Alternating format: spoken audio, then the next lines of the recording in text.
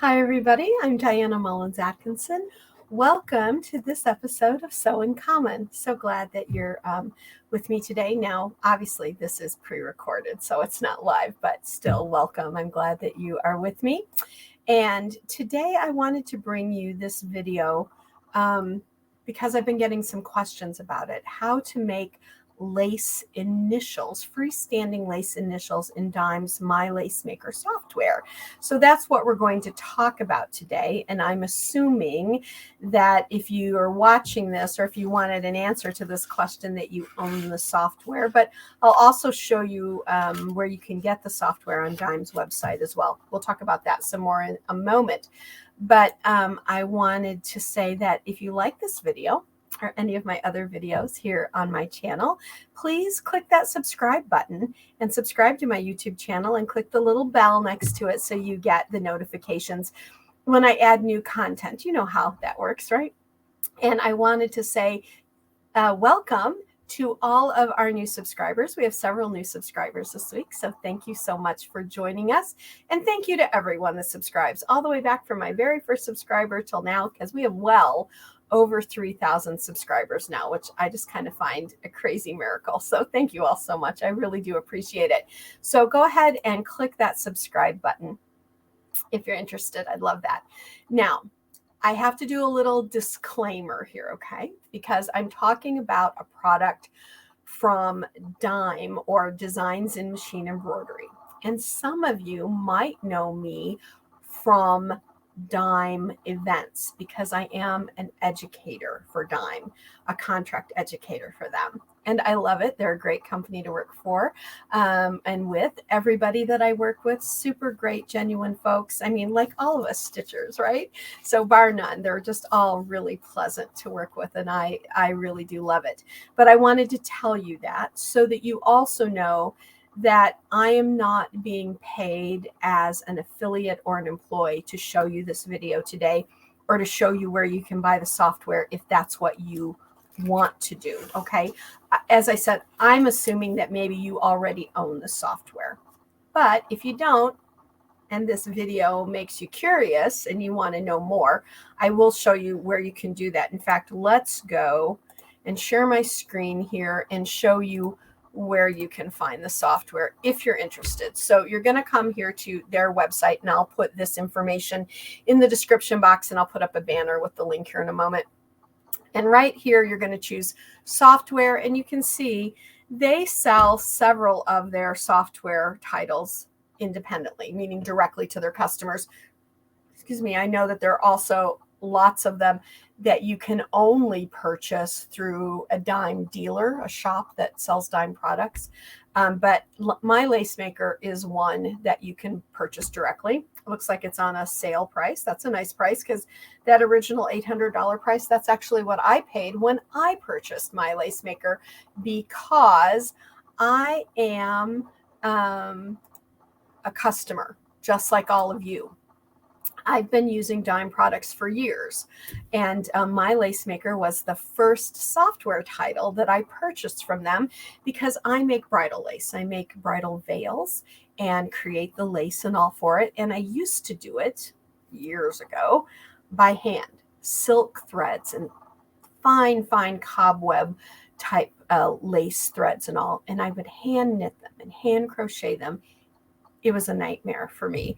It got to the point where I started losing my eyesight because it was just such intense work.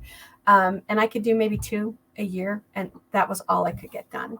But I had more people asking me to do them. And then I heard that Dime had this event coming up with this product called My Lace Maker. And I thought, okay, I'll check it out. And boy, did that change everything for me. So if you're interested in making lace, or if you already have My Lace Maker, then you were interested in making lace, I think you'll love this program. And I think you're going to love what I'm going to show you today. So let's get started with that. I want to share my screen with you, and I want to take you under my camera because I want you to see exactly what I'm going to demonstrate for you today. So let's bring up my camera, and here we go. This is the piece I'm going to sample for you today. It's the letter L for lace, right? That makes sense. And you can see how beautifully it stitches out with just a regular 40 weight embroidery thread. Now, here are some tips and information for you. I used a variegated thread. I think it looks really lovely because you get high and low colors all blended together really beautifully. And you can see on the back, because I used the same thread in my bobbin, that the back looks as good as the front. And with freestanding lace, we typically match our bobbin and top threads so that they will look the same on the back and the front. You don't always have to, but that's a topic for another discussion. For today, we're going to keep our bobbin and our top thread the same. Now, here are some tips for you. When you're making freestanding lace, and this is kind of a good embroidery tip all around, use a hoop that is roughly the size of your project. So this is about 6 by 4-ish. So I know I used a 5 by 7 hoop. A 6 by 10, yeah, you could get away with it, but you're getting a little big there. Anything over 6 by 10, really too big for this size. You can make a much bigger letter if you wanted to. So it just helps keep everything tight and together and keeps things from getting kind of off registration and all when you do that. Now, here is a tip that comes to you from the bottom of my heart, and that is when you make lace, freestanding lace, use 2 layers of woven wash away stabilizer, not the clear stabilizer that's called a topper. A topper is not meant to be a base stabilizer. It won't hold up. So you need a woven, water-soluble stabilizer. It's white, actually, that white. It looks like a lot of our other stabilizers. However, it might also be called wash away instead of water-soluble. They mean the same thing. Lots of brands. Choose whatever you have maybe on hand or what you can get locally at your local shops, because they do basically, they're pretty similar products. So those are some tips and tricks for making lace. Some people will tell you, oh, you can get away with 1 layer, maybe, but the first time you don't, and you end up popping a hoop, breaking a needle, ruining your project, having to start over. Hopefully you don't end up taking your machine to the repair shop to get repaired, because that can happen. If you're making something really tiny, yeah, maybe you can get away with 1 layer. Anything like this, I would never do without 2 layers. And that's not just my preference. That is a professional industry standard. So that tip comes directly from my heart to you, okay? Because I don't want your lace to get messed up. So I'm going to go directly into Dimes My Lace Maker software. If you know this software, you know how to get into it. And all of that. I'm not going to go through that information for you. So to make freestanding lace, you need 3 things. You need a frame, you need a lace grid, and you need stuff to decorate with. All of that's built right into your software. Now, to start with a letter, you're going to need something that gives you that overall shape so you know what you're looking at, right? So right here in this button, this is our text, and the double T stands for TrueType font. I'm going to click on it and click into my workspace, and you saw that my text box opened up. TrueType fonts are those fonts that we use with our word processing programs. And so you may have a ton of them built into your computer already. Most of us do. So right here in the text box, if I see where it says Arial, the 9, Arial is the name of this particular font. If I click on this button, look what happens. It brings up a list of all of the TrueType fonts that I have incorporated into my softwares on my computer. Now, some of these came on my computer when I purchased it. Some of them I've purchased.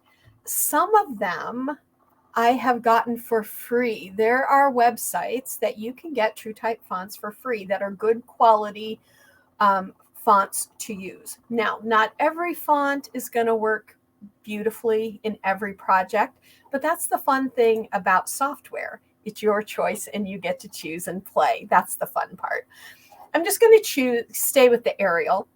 because all I want is the letter L, and I just want a block shape. Just need a generalized shape here. So I'm going to type in the letter L and click apply. Now, when it brings it into my workspace, if I click on this purple box, I can see it's not even an inch tall by ½ inch wide. And I know I want that bigger. You saw my sample and I said it was 6 by 4. So right here in the width, I'm going to type in 4 inches. And if you saw what happened, it adjusted my height automatically for me. And that's because this box was checked that said maintain aspect ratio. If I unclick it, that allows me to change these numbers independently. So if I wanted it 4 inches wide, but I wanted it 8 inches high, I could change that height on my own. But I like when the software does something for me automatically and I don't have to worry about it. That's for me a lot of the times. Now I'm going to click apply. And you can see we have a much bigger letter now. Now I'm going to click set. Now here's a letter. All it is really is artwork. There are no stitches assigned to this. It's just going to allow me to see the shape of the L. So the first thing I need to do is to create a frame. That's how you start with freestanding lace. So when I click on it, look what happened. These two boxes lit up, and those are going, whoops, I was showing you how to do a grid. Let me go back. I've clicked on it. I need to make the frame. Sorry, got ahead of myself there. Let's right click and click here where it says utility and click create outline. It brings up this box, which is asking me how far away from this picture do you want your frame to be?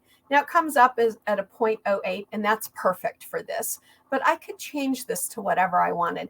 I live in that quilting world. I've been quilting my whole life, really well over 50 years now. And so I live in that 1/4 inch world, right? Are you like that as well? But so you can change this to whatever you want, but I'm going to leave it at that default and click OK. And you see what happened here? It made this little outline. That outline is now our frame. So if I click on it and highlight it, now we want to come up to these two boxes that turn themselves on when I did that. One allows me to do a lace grid with a satin stitch border, and one allows me to do a lace grid with no border. And for your initials, you want that no border. And look what happened when I clicked. Oh, it just popped in that letter right there. Now, it's still there, but you're seeing that letter through it, that artwork. Let's do this. Let's come over here to our sequencing box and click on text and click delete. And now all we're seeing is our lace, right? So there's our lace. That's how simple it was to create the frame and the lace grid. Easy peasy, right? So I want this to be a different color there. So down here along the bottom, if you own your software, you know how the color chips work. And I'm going to choose this purple. Isn't that pretty? I love it. Very pretty. Now, if you also know, if I click this negative button here, this minus button, it's going to show me only the colors that I'm working with. And right now, all I'm working with is that purple. I don't want to have to deal with any of those other colors, so I just got rid of them. Now I get to do the fun stuff. I get to decorate it. And Dime has done something lovely. They have built in hundreds upon hundreds of lace shapes for us to decorate with, designs in all these different collections. There's bubble lace and classic lace and paisley lace. And I love the potpourri because you get a little bit of everything, like those pretty snowflakes that are perfect for making lace snowflakes for your kids' teachers. Excuse me. For your Christmas tree, anything like that. But for today, I'm going to choose the lace, classic lace category. And I've written down some numbers and all here so I can click them all at the same time and bring them into the software all at once. I don't have to go in and out of my library each time I want to choose something. And to do that, I'm going to hold down the control button on my keyboard. If you have a Mac, I think it might be called something like a command key or something. You'll know what that is. So you hold your control key down and then you click on all the different design options that you want. And so I'm just going to come through here. Let's see. I know I want to choose that one. And I'm going to choose that one. And like I said, I have these all marked on here. And you can see they all have different numbers and letters, and that's how I know that I'm getting exactly the ones that I want. I know I want that one, and I want that one. And there's one more. There it is, that little butterfly. And now when I click OK, the software brings in all of those pieces at once for me. So I didn't have to click on the item, click on the library, that sort of thing. What I like to do is I like to highlight all of those now and change their color, because I like to work with everything in color. I like to see what those colors are going to look like when I'm stitching it out. And that's what this helps me do. You could just leave it in the default color and work with your colors at your machine. Your machine might even be one that gives you extra ability to do that sort of thing. So if you do, that's fine too. So I'm just going to separate these all out now so that I can see each one individually, because they came in kind of all stacked up. Now all I do is place these on my letter. Actually, I missed one. Let me come back into my library real quick and see which one did I miss. There it is. Now it came in, you notice it came in that cream color. Again, I'm just going to right click on it and change the color quickly. There we go. Now I have them all. So the first thing I want to do is take this lovely flower and place it right here at the top. Now, if you'll notice, this flower is hanging off the lace grid. That's okay, because all of these little independent decorative pieces are also in and of themselves freestanding lace. So if I just wanted to stitch some of these out as freestanding lace table scatter, I could do that. I don't have to worry about it. But to create the letter, we need this lace grid to give us that shape, right? And to kind of hold everything together. So I'm going to put this here. Now I'm going to take my little tulip. And with these pink nodes, I can rotate if I want to. I can resize if I want to. Anytime you resize in this software, the software is actually going to recalculate your stitches for you. So you know you're going to get a good stitch out. You're not going to get bald spots and stuff like that. Now I'm going to bring it over here and attach it right here to my flower. I like that little serif thing that hangs off the edge of your letters. So that's what I'm using the tulip for.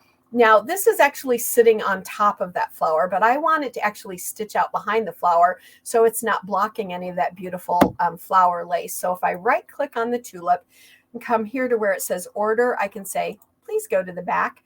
And it's going to put that stem now behind this flower so that it doesn't stitch out on top. I like that better. Then I'm going to take this flower and put it right here at the bottom, because I like how these leaves give that upward serif look. Again, I like that. Now here, I'm going to work with my leaves, and I'm going to rotate them a little bit to make them a little more vertical. And I'm going to place them in here next to my flower, and then I'm going to manipulate their size, the size. I'm going to stretch it. It's recalculating. I don't have to worry about it. You can see my stitches are changing right up here each time I do that. Come in here, I'm going to pull it down a little bit more, and I'm going to make it a little bit wider. Now, I used one particular design for this straightaway. You could use several. You could take this flower and just put flower after flower after flower if you wanted to. The way you decorate this is entirely up to you. You might not even like these particular designs. You might want to choose something from that bubble category or that sea category. If you like a coastal theme, you might like that. Now I'm going to bring in this little flower and put it right here. And I'm really not going to do any sizing or anything with it. And I'm going to bring in my little butterfly. And I'm going to put him on a little bit of an angle. And again, I'm going to resize him. I want him to be a little bit bigger on this end here. There we go. Now I have made a frame. I have added my grid and I've decorated. And if I click right here where it says realistic, it shows me what it's going to look like. And I can tell right now, I want this to come down even a little bit more. There we go. And I like that much better. And that's how easy it is to create these lace initials in my lace maker. Let's go back under my camera so you can see the real thing again, because I think, you know, that realistic view is fantastic, but seeing the real thing is a little special. So I did use a variegated. Here you can see there's my little tulip, and on the back you can see it just stitched it right to the back of the main flower. And yes, it is independent. It all stayed together. Now it's a little bit delicate, but really, I mean, this has been stitched out for months and months now, and it's as solid and as good as it was when I first did it. So this would be lovely to put on a sweater. It would be lovely to put on an evening bag. You might want to make it smaller or something, but you can decorate your lace grid letter in any way you want. Let's go back to our software again. Here we are again. Let's choose a letter again. Let's put our L back in here. And I'm not going to make it quite as big. I'm just going to make it 2 inches across so it fits in this area. There we go. Now I'm going to come up here and make my grid. Whoops. Let me set it. There we go. Utility, create outline. I'm going to leave it at the default. There I go. I'm going to add my grid to it. I'm going to come over here and click text and delete the artwork.